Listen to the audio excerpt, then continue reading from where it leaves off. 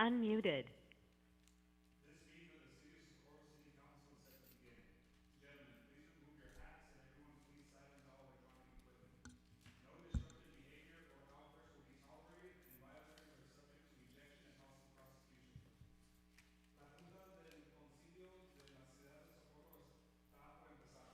Caballeros, favor de quitarse las cachuchas, sombreros y todos favor de poner en silencio todo equipo electrónico.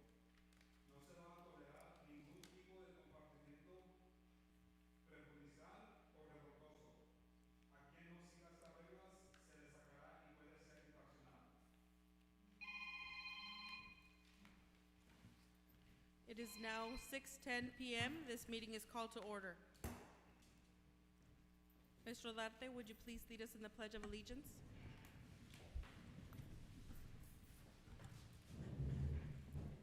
I pledge allegiance to the flag of the United States of America and to the republic for which it stands, one nation, under God, indivisible, with liberty and justice for all.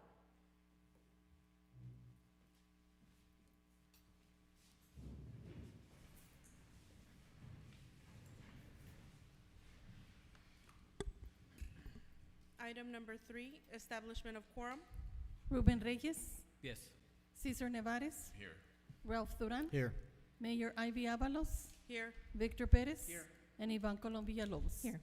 Mayor, we have a quorum.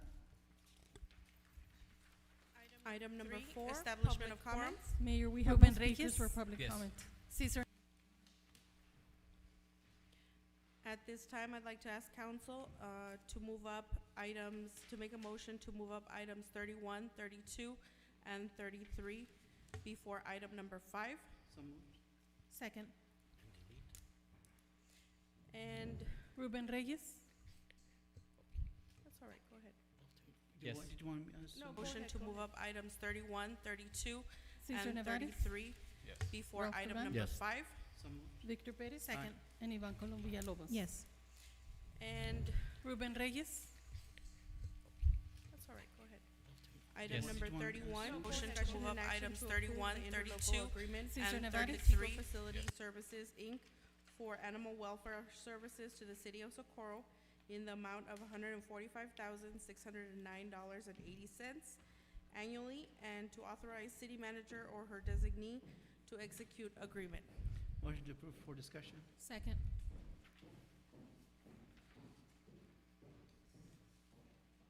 Good evening, Mayor and Council.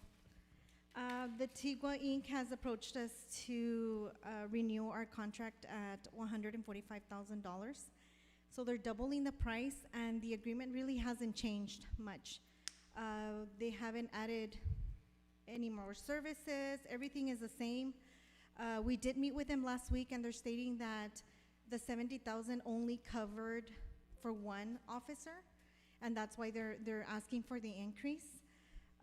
So just for backup information, in 2018, we would pay the sheriff $63,000. That's why Tigua Inc. came in with a price of $70,000 for the services that we were receiving as the sheriffs. Now they're coming to us requesting a doubling, $145,000, with really not much of an explanation. They did provide us a call log. However, we really can't compare what the call was before to then because they're so new. Staff is recommending that we look at bringing the animal control in-house, of hiring a new animal control officer and then a part-timer. So the full-timer would take care of regular hours, and the part-timer would be working after hours and on weekends. Okay, if we do conduct both of those positions, it's about $90,000 to $100,000. We would have to revamp the kennels that we have back here and maybe enclose them to make sure we provide air conditioner, things of that nature. So it would take a little bit of research on our end, but I do feel that I know that Chief. I'll pass it on to Chief right now because he does also. He's the one that's encouraging that we should go in-house. We have more control over it. And right now, there's a lot of, well, we can't go into private property, which they actually can. And 911 is still being called out. So our officers are still being called out to animal cruelty cases, and that way our animal control officer could work with our PD department closely.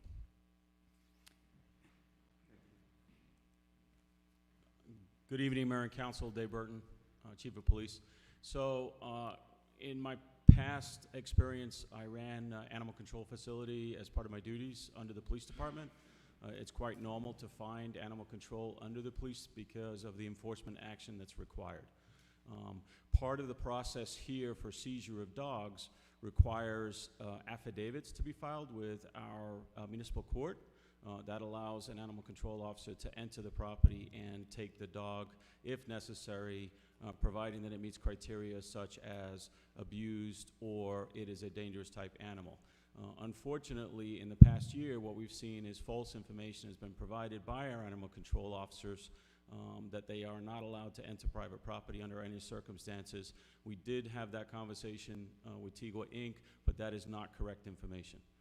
And what happens then is now my police officers have to go out there and handle the call for service. So we're actually doubling up on the hours per cost of that call. So when the city manager and I sat down to talk about this, number one, do I have experience in running animal control? Yes. The most expensive part of an animal control operation is the facility. However, we would be maintaining our maintenance agreement with and care agreement with El Paso, so we're not taking on that responsibility. What we are taking on, if we chose to go in-house, would be the enforcement and the day-to-day operations. I feel that we could do that with 2 officers.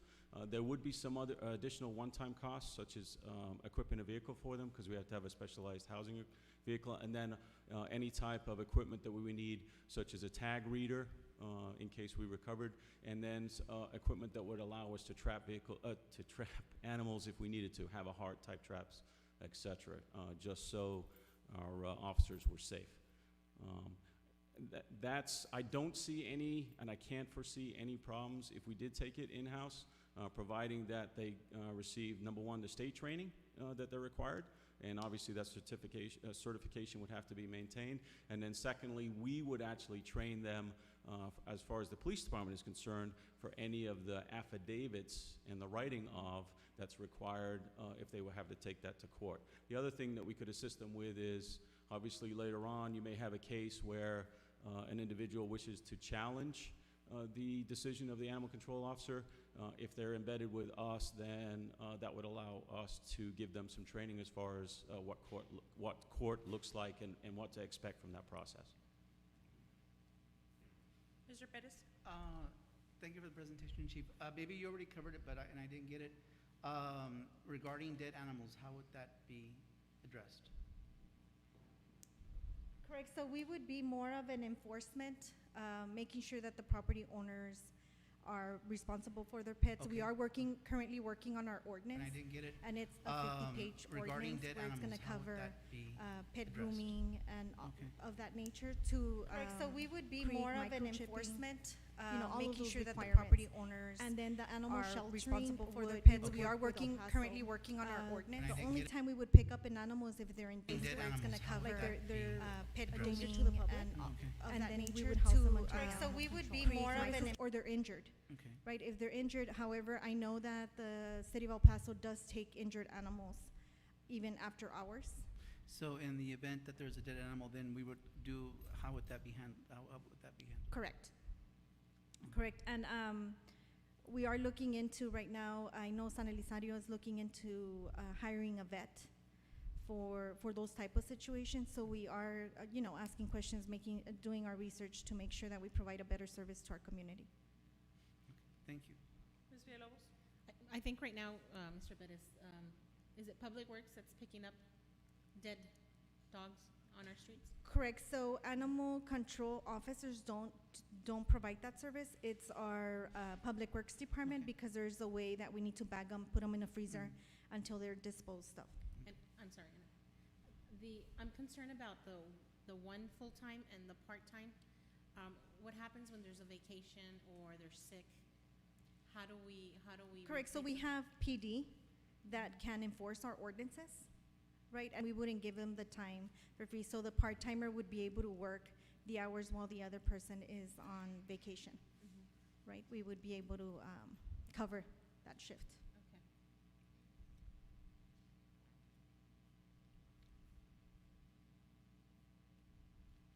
And there's also, Tigua Inc. is actually looking into getting a cost to provide services after services, so the $145,000 wouldn't even cover. So that would be an added cost, which I failed to mention. So staff's recommendation is to allow us to provide a 30-day notice so we can end those services. That's what our contract states, that we have to provide them in writing, a 30-day notice to terminate that contract. Ms. Villalobos? So, are we gearing up for those 30 days now, or we still have to get all the equipment, this is just an idea? Where are we with the update status on? Correct, so I can't make any type of movement until I get council's decision, Okay. right? So as soon as you make a decision, we can go ahead and move fairly quickly to create the position, and you'll see movement happening in the next couple of meetings. Mr. Duran? So we will be up and running within 30 days? Yes, sir, that is the objective. So at this time, Madam Mayor, I'd like to go ahead and amend my motion to allow staff to pursue noticing the Tiwa Indians, tribe to end the contract and to pursue in-house services. Second.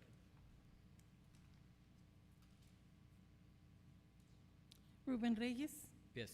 Cesar Nevares. Yes. Ralph Duran, Yes. Victor Pérez. Aye. And Ivan Colom Villalobos. Yes.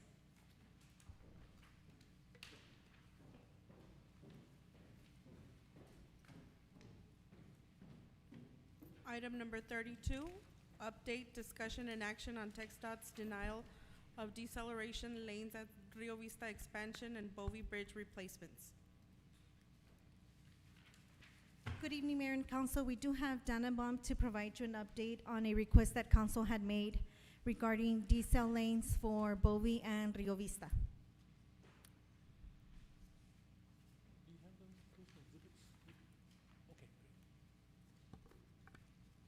Good evening, Council, Mayor. Thank you for having me today. The reason we came here today was the last time we talked about the Bovee and Rio Vista bridges was a question about if we could add deceleration lanes turning into Bovee and Rio Vista. So we looked into it, and we see what we did a preliminary design of those deceleration lanes, and we submit TxDOT and say that Socorro. Well, you know, we had our traffic engineers evaluate it and see if it would be enough traffic to build them. And we said, yeah, and our traffic engineer did evaluate it and said there was enough traffic to justify those deceleration lanes. But there's an issue on the right-of-way. Currently, I guess there's an overlap of TxDOT right-of-way and the irrigation district right-of-way, 10-foot right-of-way. And TxDOT, and I guess they've been having issues with the irrigation district as far as which right-of-way starts where. And they, at this point, didn't think that we could get that resolved, you know, in time to get this constructed. So they said at this time that they recommended not building those lanes. They do have a quarter study going on there, and they will look at it then. But right now, they said that for this project, they wouldn't recommend installing. They said they would not, they didn't want to include this in this project to install those deceleration lanes. So I just wanted to make sure that I followed up with the questions you had previously. Ms. Villalobos? Did they give you a time frame? As far as the quarter study, Yes.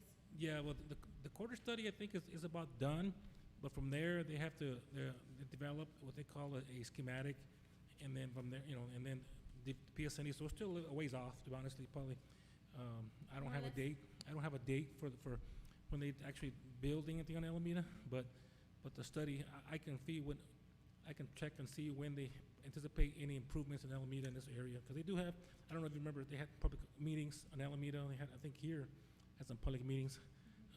So they've already completed it, so now they got to develop some projects from it. But I can follow up and let Ms. Rata know when they anticipate any improvements on Alameda. One more question. So is there current development here that's gonna take place before before they make a decision on what we are requesting? And if so, does it have to be redone at that time? If No. approved? The bridge that we're designing, we're widening them, adding capacity for the future, any future widening of Bovie or Rio Vista. We wanna make sure that we don't have, we, right now it's just 2 lanes. We're proposing 4 lanes on Rio Vista and 3 lanes on Kobe, on Bovie. So, yeah, they do have a capacity for any future development along these 2 bridges. Thank you. Mr. Pettis? So then, in terms of the deceleration lane, nothing will be left prepared in anticipation of it? It'll just, Currently, the right turn lane will stay as it is. I mean, it'll still function as it is. It's always better to have that right turn lane, but the geometry was gonna get very difficult to start with, because right now, we are having a lot of hard time getting the profile of the road to go over the Franklin Canal. It's pretty steep. So we put that right turn lane, it would make it even steeper. So it is an issue that we're working with right now, with the irrigation district. So that would make, actually, a right turn deceleration lane would increase the slope going over the Okay. Franklin Canal. thank you. Any questions? I'm sorry, are we taking a vote on this, or it was just an update? Because it says update, says- discussion, and action. So we don't need an action item, we just wanted to update council that TechStat is really not recommending, just because of the land acquisition and the funds that are coming from TechStat wouldn't cover, right? So if council does want to move forward, then we would have to place an item on the agenda to direct staff that we need to look into that decel lane. TechStat's just giving us a recommendation that it's pretty much hard or not feasible, just because of the land acquisition and the embankment is there. Well, if it makes the slope steeper on the bridge, I don't know if that'd be wise to even have it then. Not an engineer, but. I'm sorry, I didn't hear the question. You didn't answer. No, I'm just thinking. No, Oh, but that's a very good point. We should bring it up, so.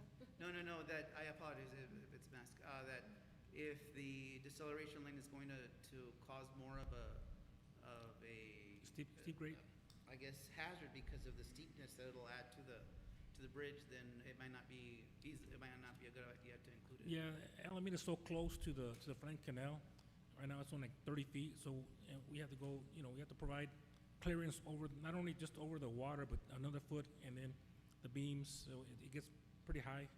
So if you push that closer with a deceleration, now we're taking another 12 feet, so it'll make it even steeper. Right now, we're looking at grades of about 7%, so we're trying to find ways to bring that down, so that's really too steep for any road. Thank you, sir. Mr. Duran? Is there any plans for putting a street light on Bovie? Okay, Street that's light? the other question. We did submit to TxDOT, we provided them the traffic information, and they have not got back to me on that. I sent them twice already, so we're still working on getting a decision on that. We told them that Socorro is requesting signals here, and our study showed that it would improve traffic at that intersection. So we gave the project manager from TxDOT, he was gonna get with their traffic engineers, and I have not got a response yet, so I'll follow up with them to see what that decision is. I'll come back with you on that one. Okay, thank you. Any other questions?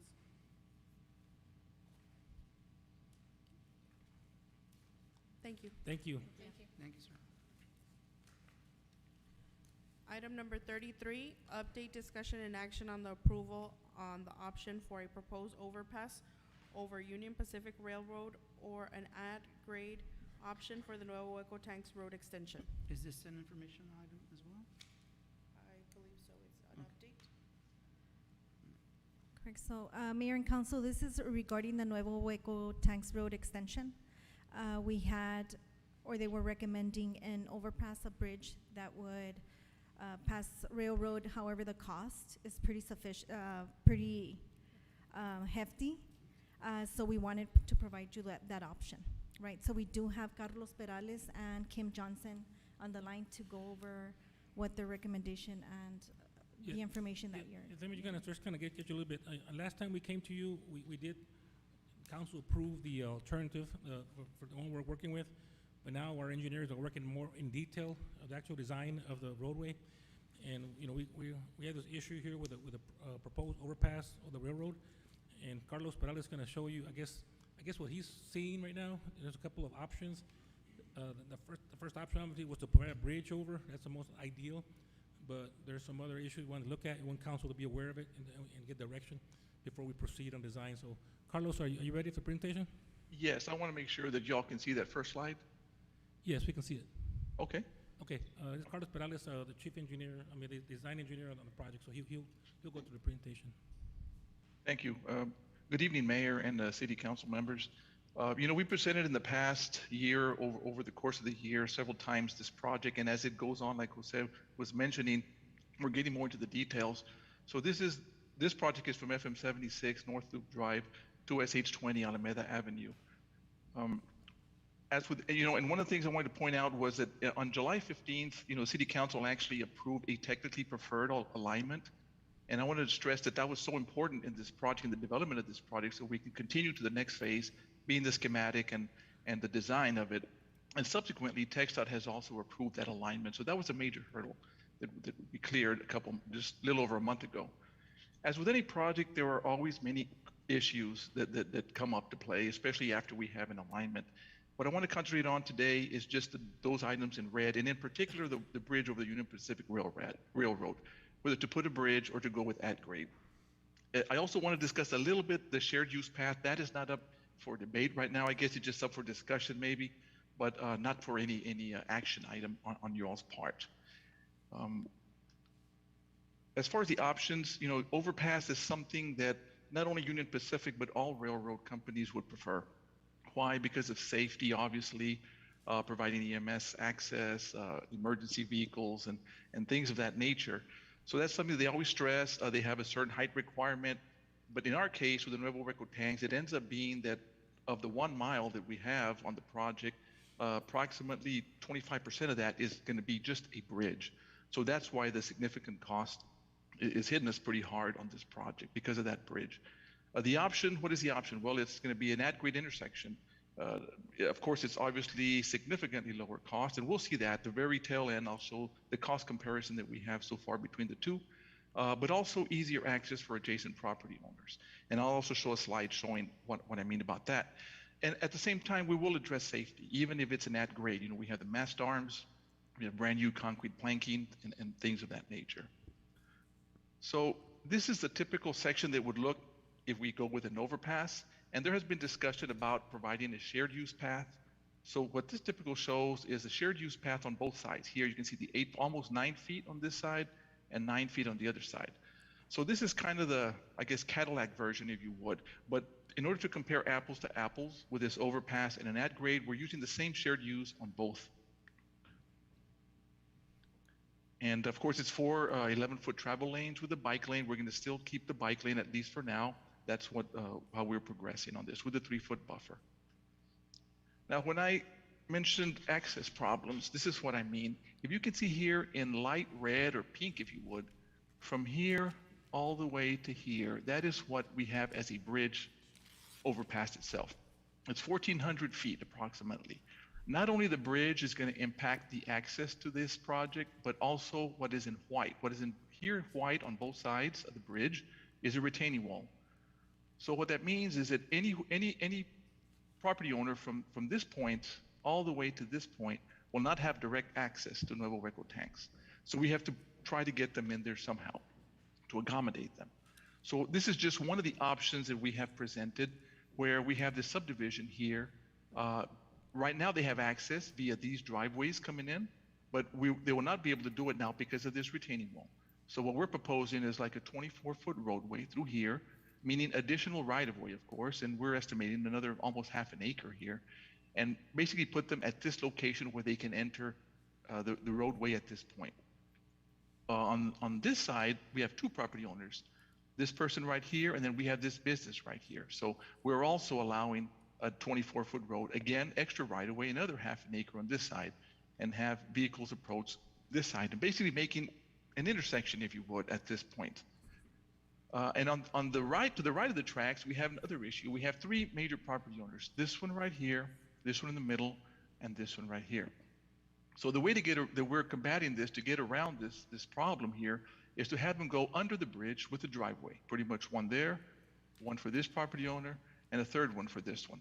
And again, provide that same 24-foot roadway path, except in this case, we'd have to cross this east lateral again, go up here, and we're proposing a little road, a new road here coming down. So obviously this is a lot more right-of-way than what was anticipated originally. So we're looking at about half an acre for this portion, and almost 9/10 of an acre for this portion here. And again, the intent is to have these three property owners enter Nuevo Hueco tanks at this location right here.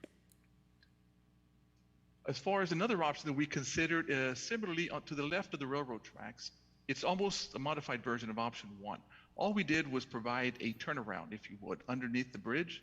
So this just allows vehicles to use either or. If this one gets backed up, because you see there's a pretty large development here, it could get pretty hectic in rush hour. If this one is too busy, well, they'll have the option to come here. This requires a little bit more right-of-way, almost 9/10 of an acre, just because of this additional loop that we're proposing here. To the right of the tracks, another way to get these three landowners onto Hueco tanks is to have a 24-foot road, just like on option one, however, come on this side and kind of parallel the project all the way until you get to a point over here where you can enter Nuevo Hueco tank on this side.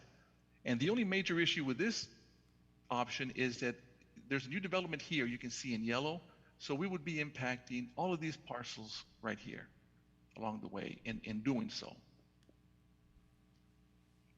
So the other option is at grade. This is what the typical would look at grade. The same 4 11-foot travel lanes. We still have the 5-foot bike lane with the 3-foot buffer. In this case, we're going with a 10-foot shared use path. Minimum is 8 foot, but we're proposing a 10 foot on both sides. That's the only difference that we would have over the bridge, where we're going almost 9 feet just because of the width of the bridge and versus the at grade. So all in all, where does this leave us? Of course, the cost is not the major issue, right, but it is an issue. And what we're looking at is a cost estimate with the bridge of $25.6 million.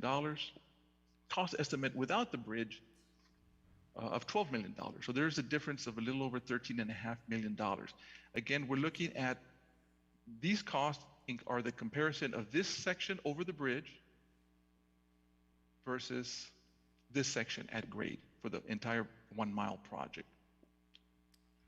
Now, I do want to point out a couple of things. There are 7 of the 7 adjacent roads to Nuevo Hueco tanks going from Horizon all the way down to, or all the way up to SH375. There's only one that has an overpass, and that is SH375.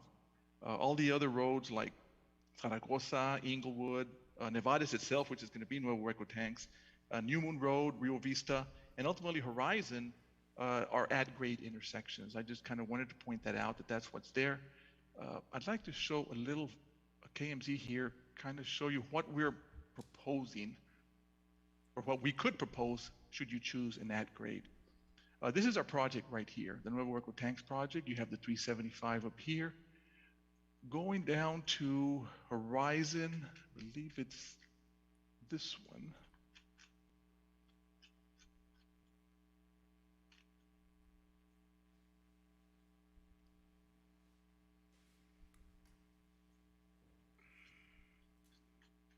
Yeah, this one right here. Oh, I'm gonna try to see if I can get the little man down here. This is kind of what we're envisioning for the project, something like this. This is a 4-lane highway with a median, just like Nuevo Hueco tanks. The only difference being this does not have the bike lane. And of course, we don't have the sidewalk here. We're gonna have the shared use path a little bit closer to the right of way. But when we talk about safety, we're still gonna try the safety and have all these masked arms, not only for the roadway, but also for the shared use path. So that's just a sample of something that we're proposing to do that's been done before. And another thing I wanted to point out was if we do go with the railroad overpass, that would probably require a formal public meeting. You know, TxDOT had pretty much given us the their concurrence on proceeding with the categorical exclusion, which is a pretty simple way of kind of getting the project environmentally cleared. So if we go with the railroad overpass, because of the access issues with the property owners, it would probably prompt a public meeting, delaying the project, maybe a couple of months, 2-3 months or so, but it's just something else that we would have, another process that we would have to go through. Now, I do want to point out that regardless of the choice, we still need the Union Pacific's concurrence. So regardless of what you all decide to do, we need to submit all our layouts to the railroad company. It's a lengthy process. It'll probably take from 1 to 2 years to get an official response saying, hey, it's good to go. So either way, we need to do that. And that's why we're here today, so you all could decide on what you want to do, and we can get all our facts together. We can get this process started and start our coordination with the railroad company. And either way, Dannenbaum and our subs are prepared to proceed as directed by the city. And our intent at this point is just to proceed give you all as many options as we can, and see in how you all wanted to proceed. That's really all I have. I know Ms. Johnson is on the line. If you want to add anything else, or Jose, this is open for any questions. Mr. Perez? Not so much a question, but a comment. I think that if the bridge is not built and it remains at grade, then that would cause a severe bottleneck in the mornings, because as it is, the traffic is horrible. It's going to be horrible. I can see that happening. And I've traveled on Zaragoza Street in the mornings, and when there is a train that passes by, it is bad. So I'm not so sure that we need. I would think that we need to really look at seeing if at all possible that the bridge can be built, because if we're looking long term, the traffic is only going to get worse, and if we create a bottleneck with a nat grade crossing, then that's going to create a traffic jam that might extend out to Alameda Avenue or Alameda, because the distance from the Alameda to the railroad crossing is shorter than the distance from Alameda to the railroad crossing at Horizon Boulevard. And so I think that you would have a traffic overflow onto Alameda. I'm thinking. I don't know. Just to point out, just putting in my 2 cents on that. Yeah, we just want to bring it to your attention, that the intention was to put that bridge there, and just because of the high cost and the access, we just want to make sure that we concur with Socorro. You're the owners. Make sure that we're going the right direction, because we are looking at more relocations, access, residents. Want to make sure that we're all gonna, before we proceed. We're just starting right now on the design, so before we go forward, we want to make sure we're all on the same page. Mr. Duran? Have you done a traffic study to see how much traffic or how far traffic will be backed up? Because I think that it'll be almost, well, not quite, but the same as a stoplight, which we're already we'll have on Nuevo Hueco Tanks Road. So I'm just wondering, it's not going to be a thoroughfare. So, Yeah. Have you done any studies as to how long traffic can be backed up? That's something that now that we're looking at this option, we are looking to coordinate with the railroad to find out how many trains that are be going through there, and Carlos, we don't have information yet, right, as far as the number of trains? We pulled some information from 2019, and all indications are that it is a pretty busy intersection. What I gather, and I'm not sure, it's not official, but I gather there's like 10 trains per day between 6 a.m. and 6 p.m. And then there's additional ones at night from 6 p.m. to 6 a.m. So I don't know how accurate that is. That's just some reports that we pulled out last week. I mean, y'all that are from the area, y'all can attest to that, whether that's true or not. It's the same crossing as on Horizon, 375, Zaragoza, and all of those. I'm not sure if y'all can testify to that being about 10 per day during the day. And we can proceed, I guess, find out how much queue would have there with our traffic engineer. We don't have information yet. We just starting to look at that. We can do analysis to see exactly how much traffic would get queued up there and during rush hour. That you want to see that.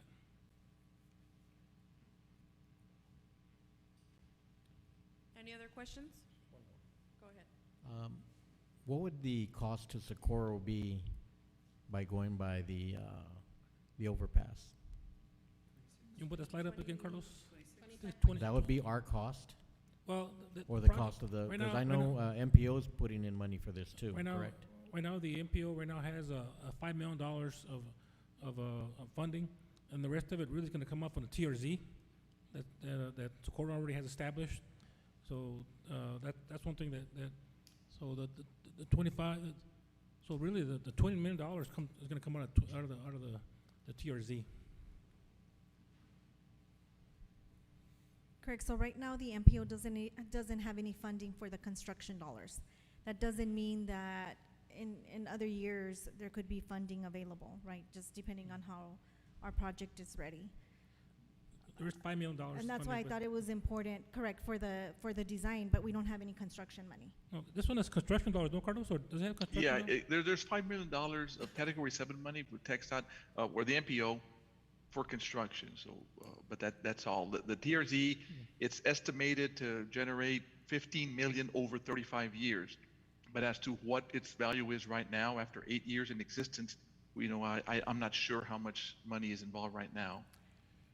Correct, so, in a conversation we had with the RMA, with Mr. Raymond Thayes, is the $25.6 million is not feasible for us to even look at, to pay with TRZ funding, right?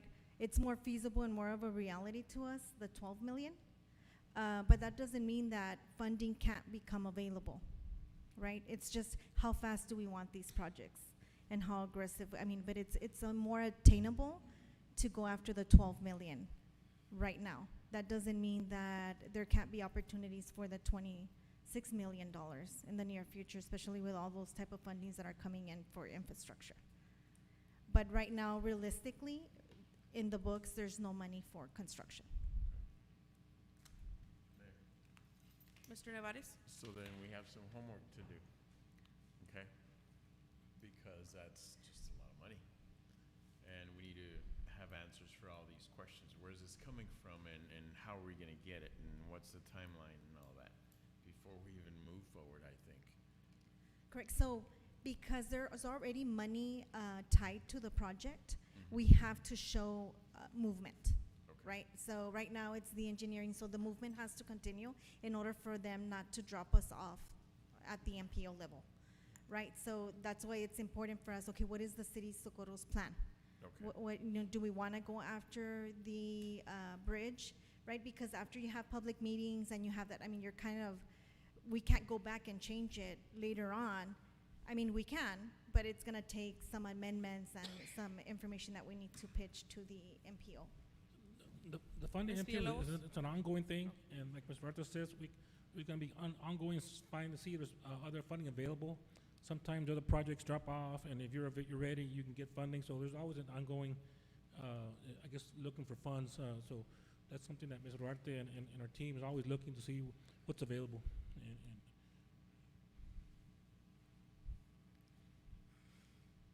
Ms. Villalobos? So what I'm hearing here is, right now, it's a good idea to go after the 12. Hopefully, those funds will come available soon, and then we can turn around and try to increase our request, kind of. So no, you have to make a decision of what route we wanna go. So it has to be done like today. Yes, you can't say, well, I wanna go with this because it's cheaper now, but at the end of the day, I want the bridge. If we want the bridge, then that's what we need to plan for, is the bridge. Yeah, the major thing is environmental document. They're two total different documents. If we go with the bridge Mr. or Reyes, I'm bridge. having a really hard time hearing you. I don't know. I'm sorry. The big issue is the environmental document. It's a big difference between the overpass and that grade. So we gotta clear the environmentally the project. So if you go with the bridge, you saw all those access roads. We gotta clear all those areas. If you don't go with it, it's gonna be a lot less right away. But then you can't go back and change it because you didn't clear the whole area for environmental. So what I'm hearing here and what I heard Mr. Perez say is, if we go with the lesser amount, we're just gonna create another problem for our citizens in the morning and the afternoon. We are growing, we have a lot of new houses coming in. I don't think it's wise to go cheap, or is that the right word, or less, but go reach for the sky. And if I may, I believe Mr. Reyes was next. Yeah, I was just gonna say that it looks like it's a lot of money, but forget about the traffic. If there's an emergency that we have to cross over, we have to go all the way to 375 to jump across, and That's another problem. Mr. Duran? If we go with the overpass, how soon can we generate that kind of money to build the overpass? Whereas the traffic is right now. We need to have, and with Amazon coming in, they're gonna need a way to get to Alameda. Otherwise, they're gonna be bottlenecking North Loop. So if we, if we go with the overpass, how many years is it gonna take us to generate $26 million? Whereas if we go with the 12 million, I think we can probably make it happen a lot quicker. And then if MPO comes up with some money, well then that'll help us out.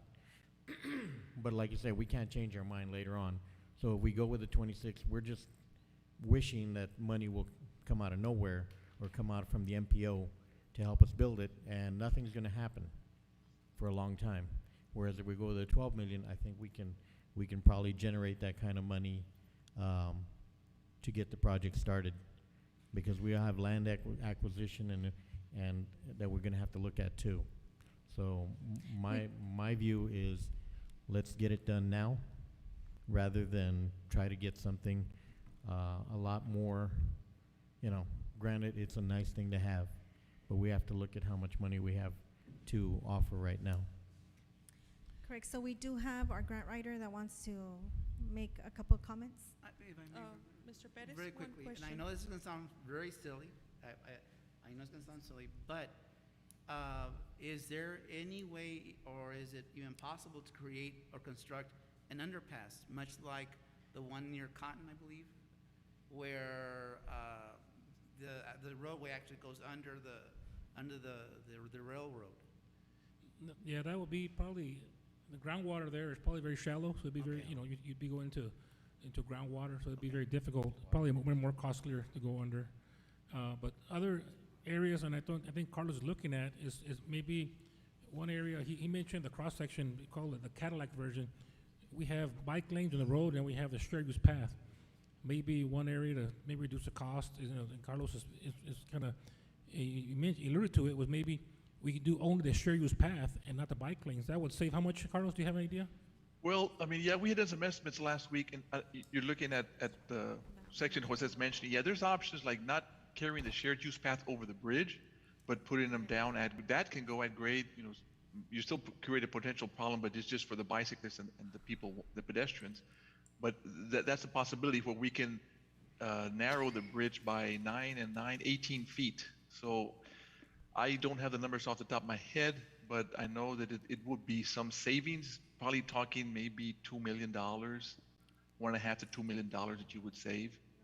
What about the whole mile, the whole stretch, Carlos? Of eliminating which one, Jose? You're talking about eliminating the shared use path? Yeah, just a shared use path throughout. Well, the shared use path is not much throughout. It's only, really the cost is only here at the bridge. The reason being, we had originally proposed a 6-foot sidewalk. So that estimate was already in there. So when you replace a 6-foot sidewalk with a 10-foot shared use path, like this one, is not much cost difference. It's about $150,000 difference. No, you keep the shared use path, but you remove the bike lanes. Yeah, well, likewise, it's almost the same savings because this is 8 feet here. This is you save a foot basically only by knocking down these. So it's almost the same. See, the bridge is 1,400 feet, and we'll knock off 16 feet. We're going with $70 a square foot. You're looking at $1.5 million that you would save by knocking that off. Mr. Duran? And also, we're looking at today's dollars. If we extend this program out 10 years, how much is this going to cost us in 10 years when we do have the money to build it? Whereas we're looking at today's dollars, which is 12 million in today's money. And we can get started. I think we can probably find a way to generate that kind of money.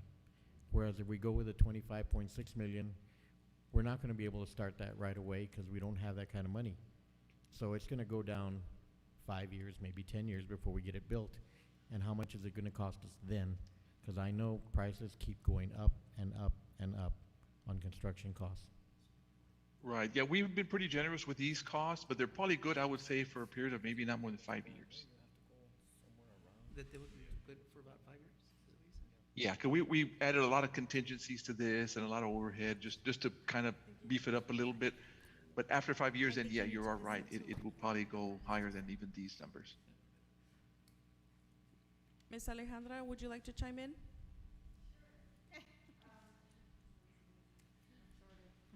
I just wanted to comment that certainly both options are possible. If we go with the at-grade option, we would have significant cost savings on our TRC dollars. Those dollars that are captured in our TRZ can be used throughout the entire area of the TRZ, which means we can extend that shared use path from North Loop up to I-10 and make that connection for people to travel from the East Lake area down to Socorro in a nice connected shared use path. We can also use that TRZ dollars to further continue engineering work from Alameda to Socorro. So that's another option that we do have.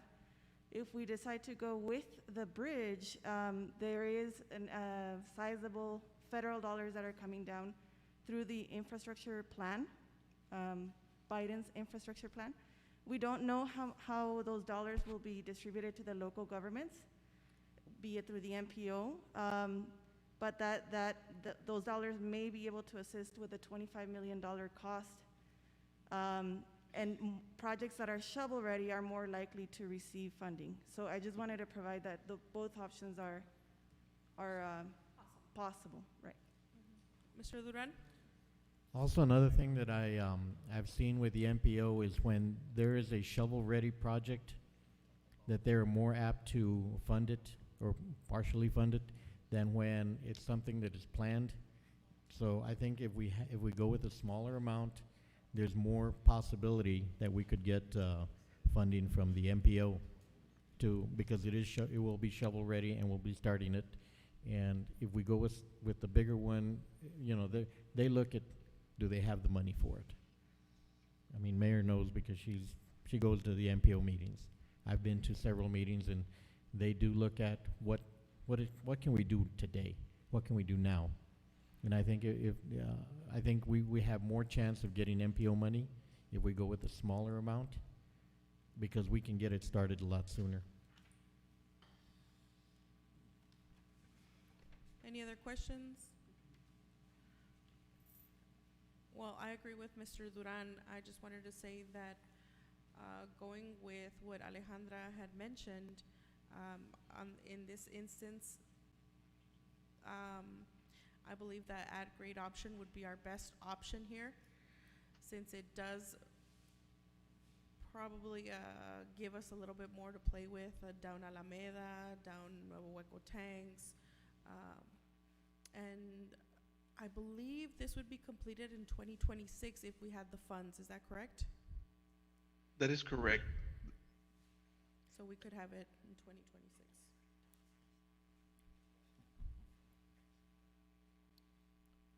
All right. Anybody have any comments? Mr. Reyes? Are we deciding today? We do need an answer.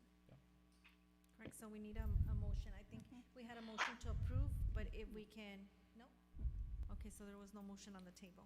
I'll go ahead and make a motion to approve the $12 million option. Second. Although I'd rather not, I'd rather see a bridge, but Ms. And Vial- that's, I wanted to ask Mr. Darte your opinion on these two items that are up here. It's important because you're right in the middle of all this. I do feel the 12 million option is more attainable for us. I also feel that there's a lot of new development that's coming on board that we don't see right now that's gonna connect Moon Road to I-10. So there's gonna be a lot of other ways where other commuters can get, to I-10 without using Nuevo Hueco Tanks Road.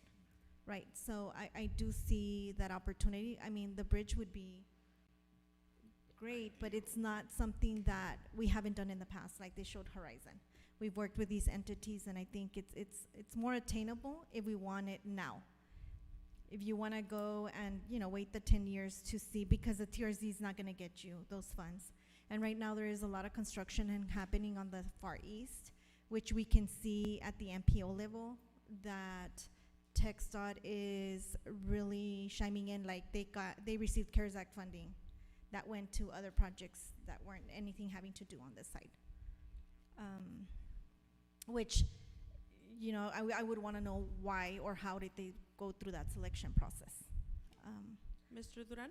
One more thing, and I think that businesses that are wanting to relocate to Socorro, if they see that we're moving forward with projects like this, they're more apt to bring their business to Socorro, and I would much rather collect sales tax than property tax.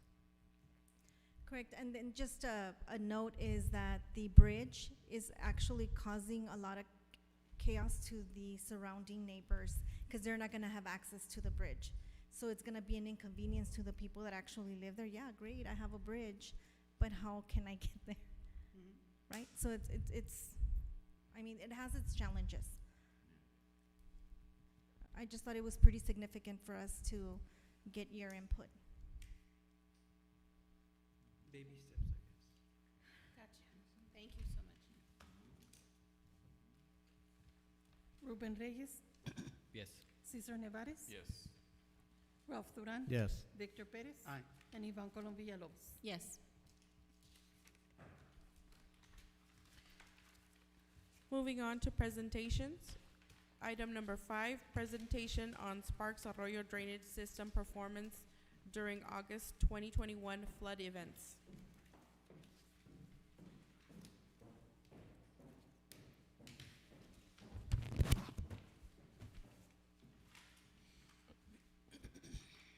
Good evening, Mayor and Council. This presentation will reference the Sparks Arroyo Drainage System performance during our August 2021 flood events.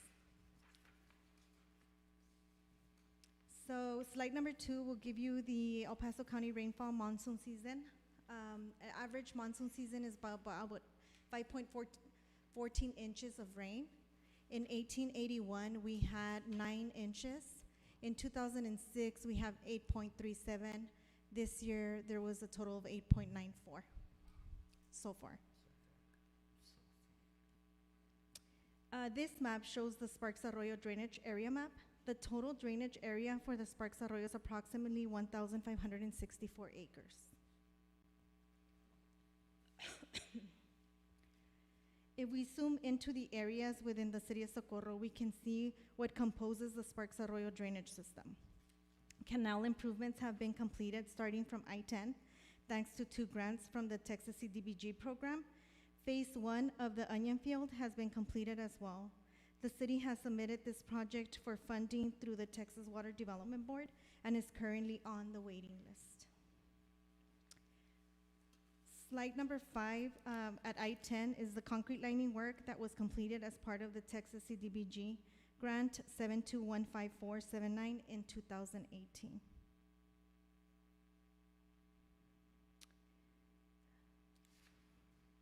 Sparks Arroyo at I-10, additional gabion mattress work was completed as part of the Texas CDBG grant 721840 in 2021.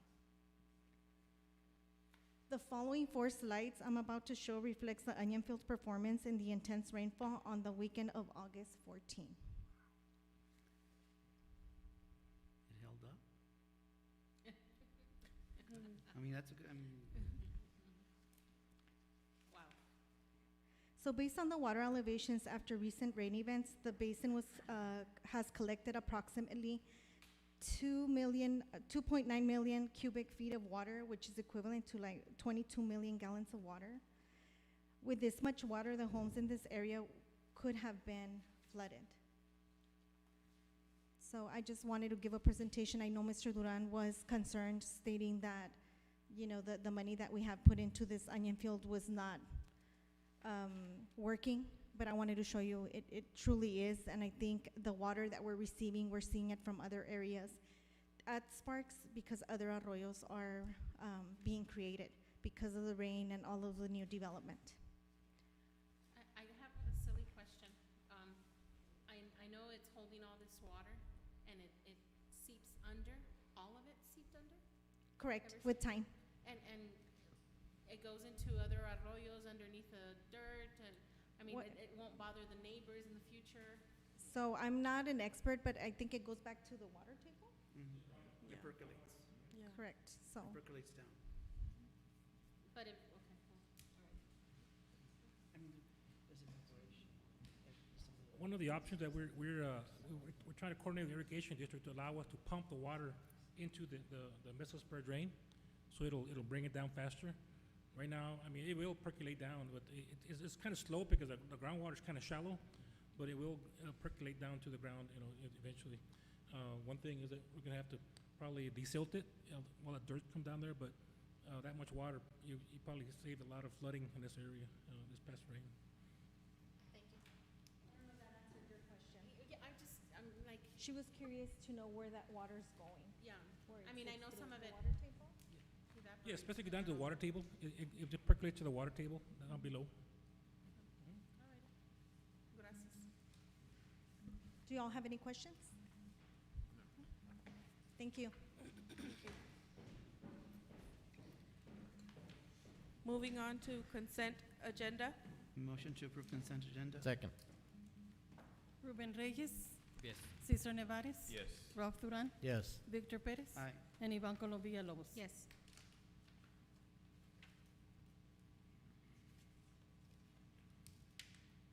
Moving on to our regular agenda. Public hearing and ordinances, item number 16, second public hearing on the city of Socorro's tax rate. It is now 7:06 PM.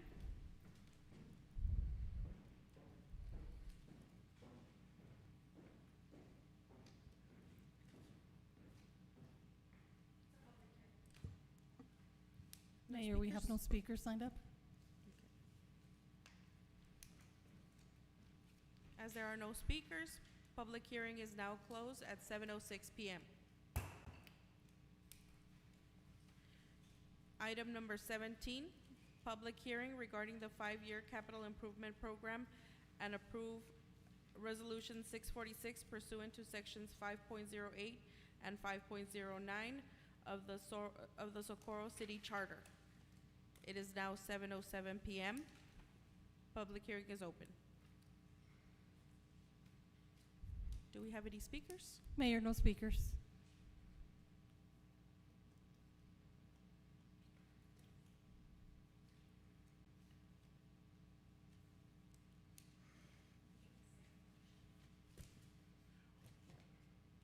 As there are no speakers, public hearing is now closed at 7:07 PM.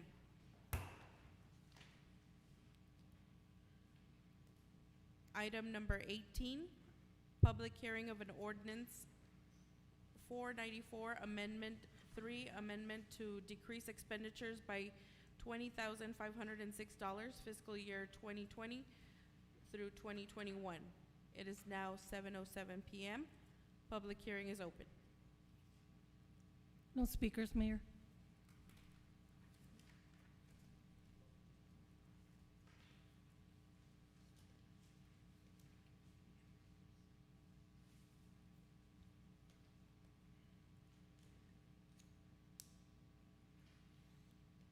As there are no speakers, public hearing is now closed at 7:08 PM. Item number 19, second reading and adoption of an ordinance 494, Amendment 3, amendment to decrease expenditures by $20,506 fiscal year 2020 through 2021. So moved. Second.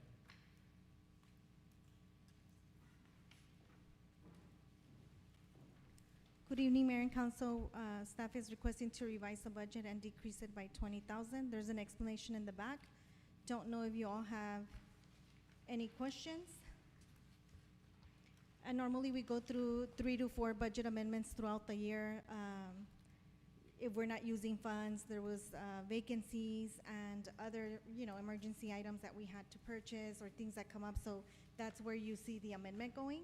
So the explanation actually gives you exactly where we're adding and decreasing. Ruben Reyes, Yes. Cesar Nevares. Yes. Ralph Duran. Yes. Victor Perez. Aye. And Ivan Colom Villalobos. Yes.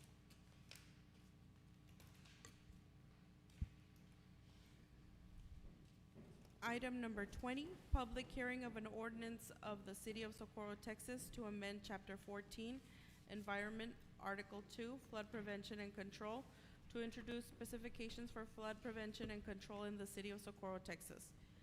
It is now 7:09 p.m. Public hearing is open. Mayor, we have no speakers for public hearing.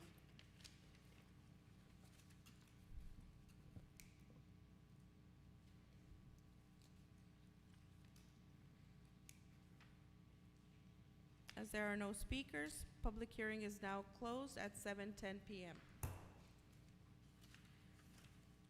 Item number 21, second reading and adoption of an ordinance of the City of Socorro, Texas to amend Chapter 14, Environment, Article 2, Flood Prevention and Control, to introduce specifications for flood prevention and control in the City of Socorro, Texas. Motion to approve. Second.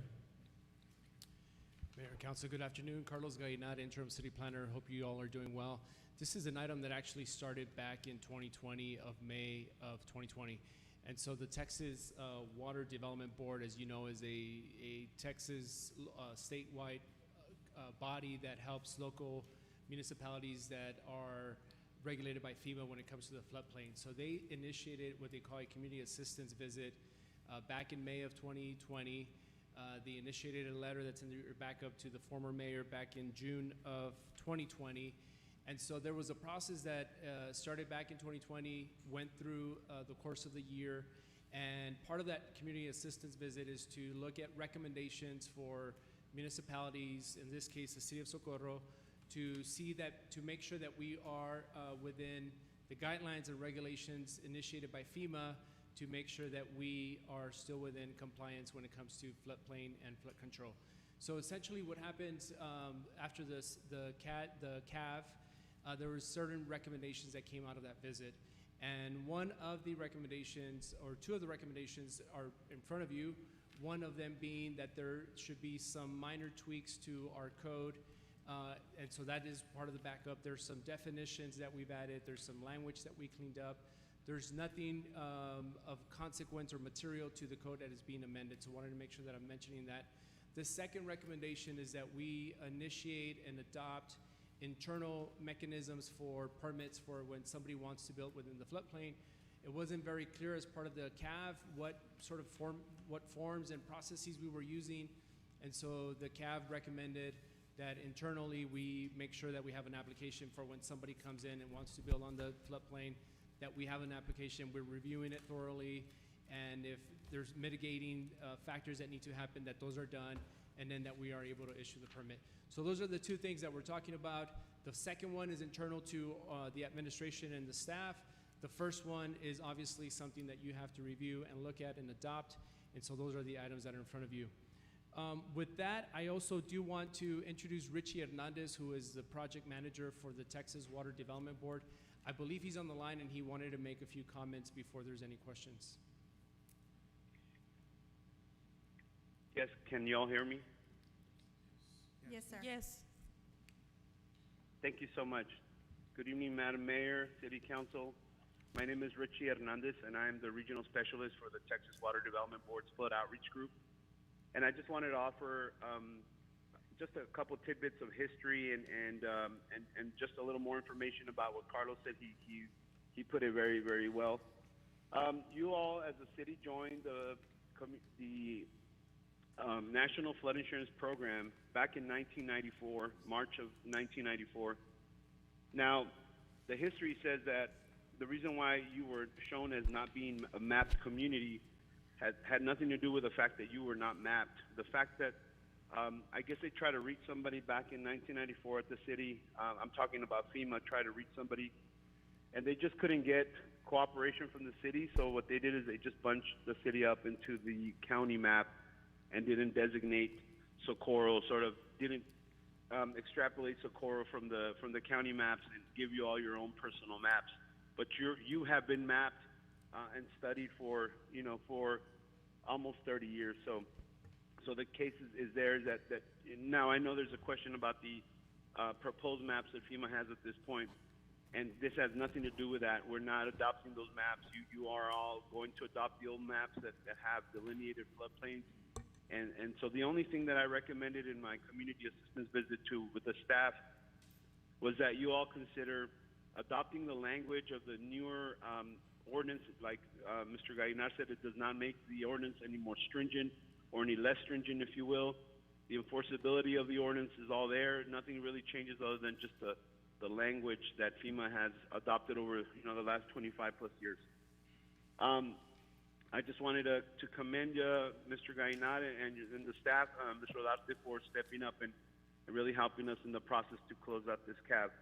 Now, if you all adopt this new ordinance and adopt the sort of stipulations behind it, where you're gonna apparently it states in your proposed ordinance that you would designate your city manager or somebody that she designates or the city manager designates as your floodplain administrator. That's perfect. There are some roles that they have to follow in order to stay compliant. We are not a regulator, nor are we an enforcer of this program. This program is completely voluntary to the communities of Texas, so we're just here to offer help and make sure that you guys stay compliant with FEMA. So again, thank you so much for your time. If you have any questions, I can take those now.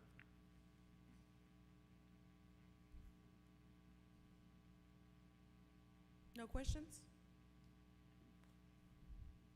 Thank you. Thank you. Ruben Reyes, Yes. Thank you. Cesar Nevares. Yes. Ralph Duran. Yes. Victor Perez. Aye. And Ivan Colom Villalobos. Yes. Thank you, Mayor and Council. Thank you, sir. Thank you. Human Resources Department. At this time, I'd like to make a motion to delete items number 22 through 28. So moved. Second? Ruben Reyes. Yes. No, so I just want to make a comment. The reason that we're asking to remove the job descriptions, there's some minor discrepancies, formatting, missing signature lines, which I didn't feel comfortable. I rather go and get that taken care of and then bring back to council once that's set. So we'll have them by September 16th. Thank you. Cesar Nevares. Yes. Ralph Duran. Yes. Victor Perez. Aye. And Ivan Colom Villalobos. Yes.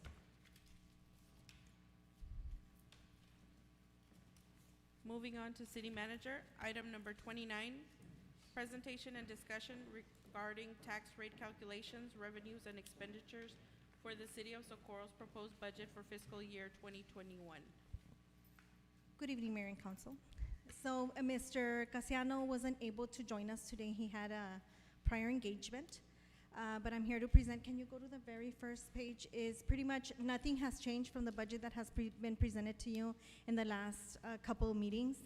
This is more of a process and procedural that we bring this a couple of times so the public is aware of what the intent is of the city. I don't know if you all have any questions, if you've reviewed, further reviewed and have any questions for me to answer, but nothing has changed from the prior presentations.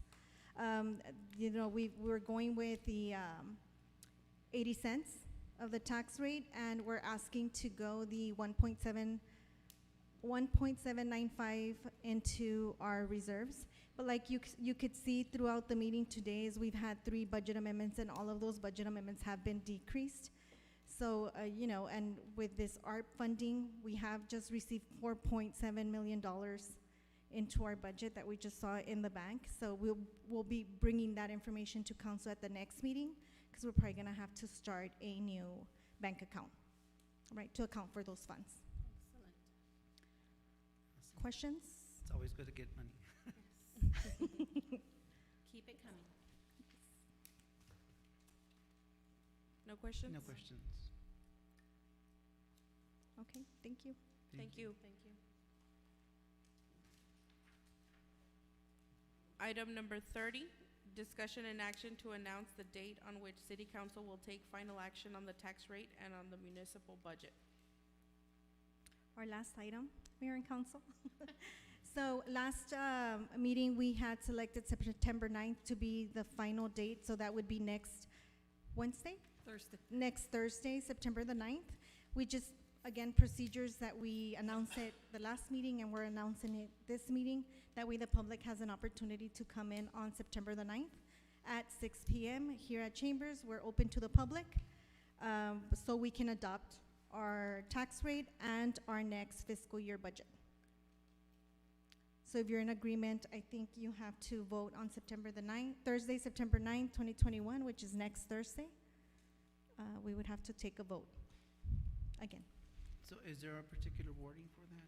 Or I'm sorry? is there a recommended motion for that? No, just motion to approve. I don't know, Marwan, is there a specific, my understanding is that we just need to make sure that we notify the date and the time so the public is aware as part of your motion. Okay, so I'll go ahead and make a motion that we will have a special council meeting on September 9th, 2021 at 6 o'clock p.m. To set- adopt our to adopt a tax rate tax rate and our fiscal year budget. and the fiscal year budget for the city of Socorro. Second. Ruben Reyes, Yes. Cesar Nevares, Yes. Ralph Duran, Yes. Victor Perez, Aye. and Yvonne Colom Villalobos. Yes. Moving on, City Attorney. Item number 34, discussion and action regarding redistricting procedures.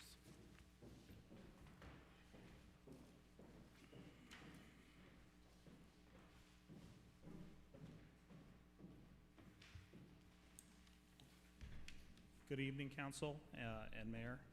My name is Marwan Bhatti. I'm filling in for Jim Martinez, outside counsel.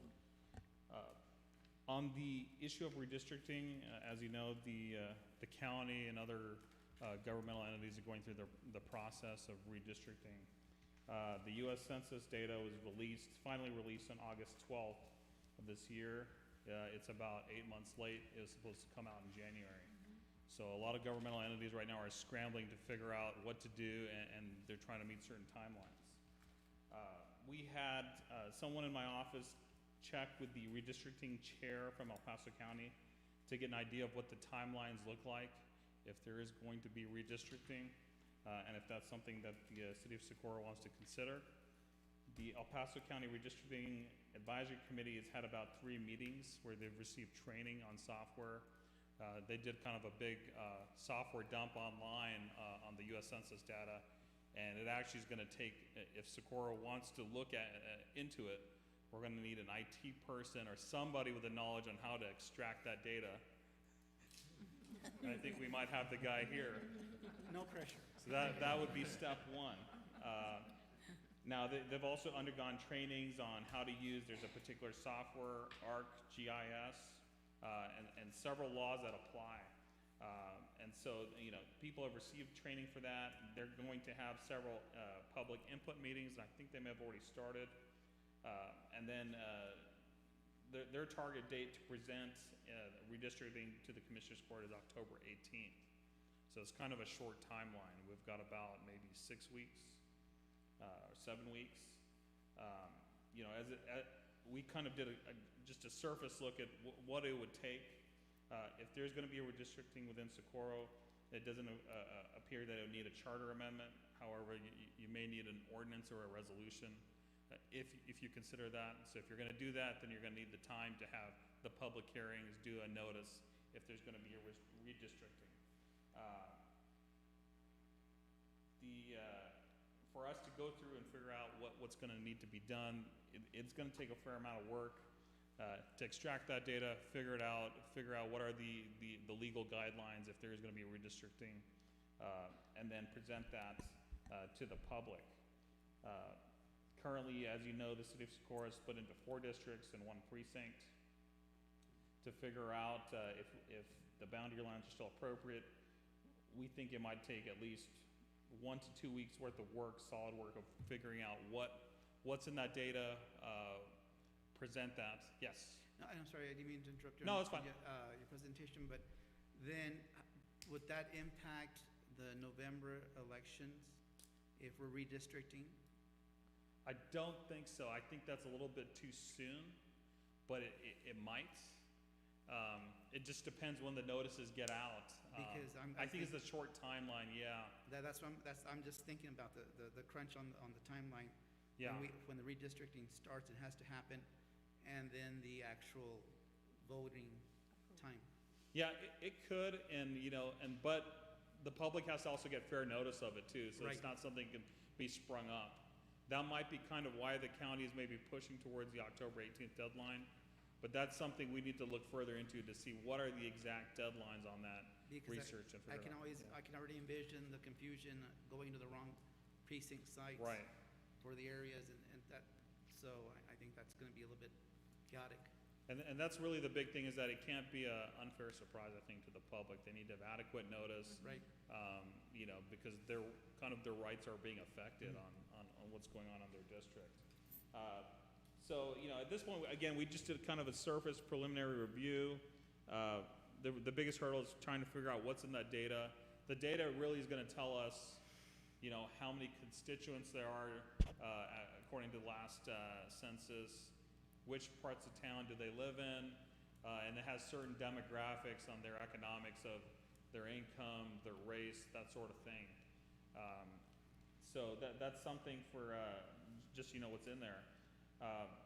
We would kind of recommend that if you are considering it to follow the October timeline, what we're looking for as council is direction from City Council and the Mayor. Is number one is if you want council to start work and looking into it and figuring out what it's going to take. I should have said that there's also an alternate option too. Is there are certain special consultants. Most of them, I think, are attorneys out of Austin that specialize in this whole redistricting thing. You can try to engage an outside consultant. Right now, I think all the cities have kind of snapped up the consultants, I think, at last minute. So it's a matter of finding somebody that's available to do it. What is the cost of it? That's not something I'm aware of, but there will be some cost associated with it. And so, yeah, that's really the direction we need. Is if you want council to start the work, going through the data with the IT department from Socorro, and also direction of whether we should participate in the county hearings, the public hearings, and then once we go through that, we could come back to City Council and the Mayor and have some kind of proposal, and then if it requires an ordinance or a resolution.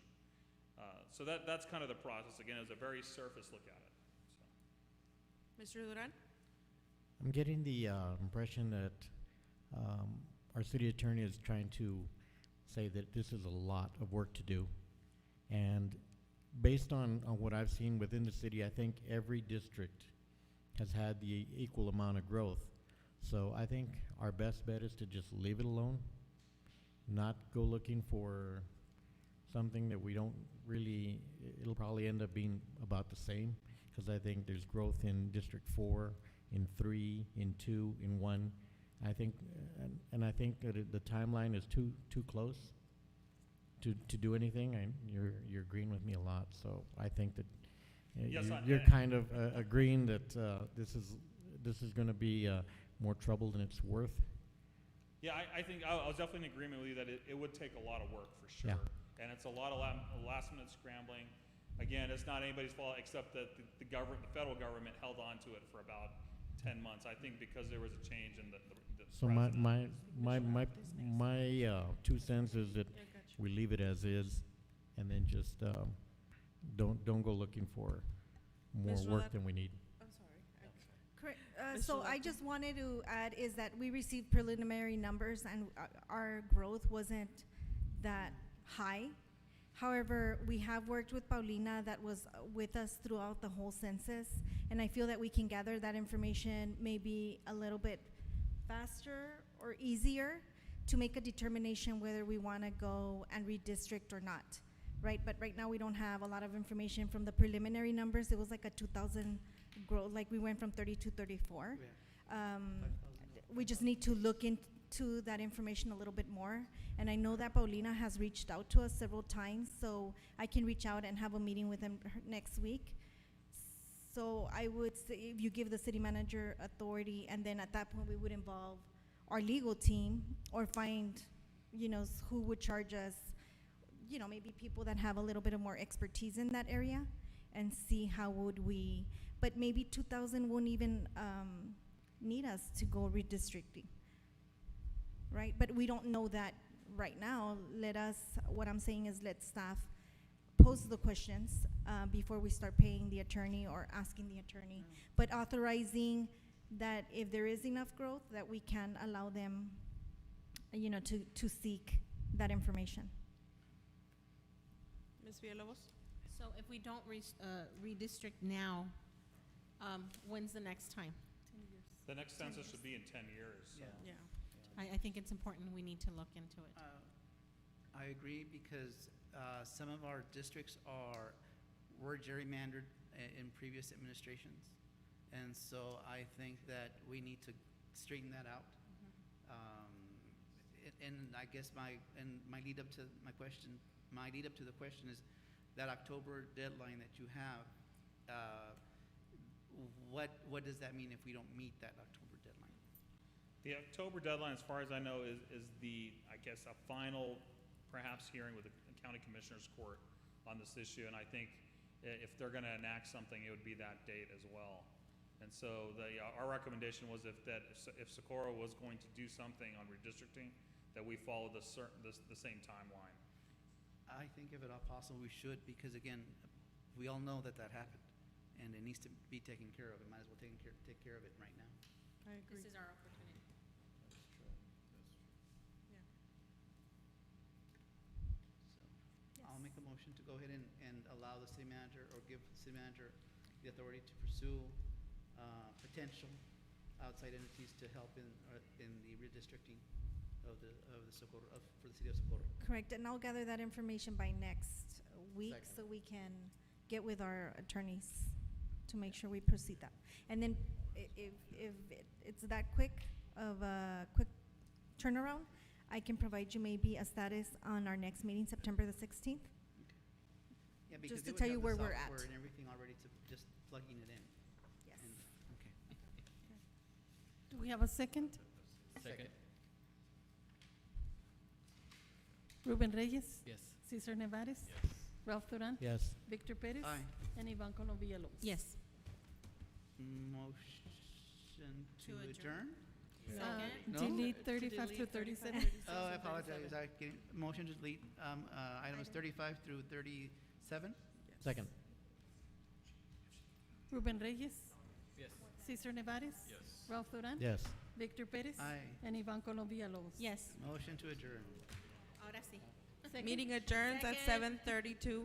Just a Oh, minute. I'm sorry, I got ahead Ruben of myself. Reyes? Yes. Cesar Nevares? Yes. Ralph Duran? Yes. Victor Perez? Aye.